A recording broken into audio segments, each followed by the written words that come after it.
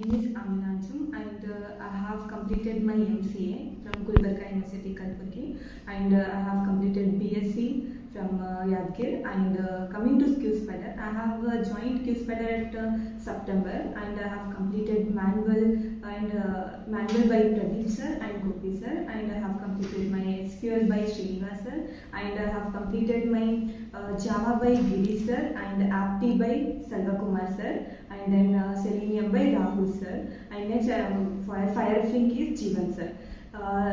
This is all the subject I have learned in QSpider itself. The testing, the quality they are providing, it's really beautiful. I have experienced so much thing. I have like how to handle the stress, how to handle the all things at a short time, and because the timing they are having the classes, they are really beautiful. The boot camp, the main thing is boot camp. Because of boot camp, I am able to remember the things still now. It just 15 minutes I will take to revise all the things. If in case I will not did the boot camp, it will take 2 or 3 days to remember all the things. So boot camp was a really important thing which I got to know that in QSpider itself.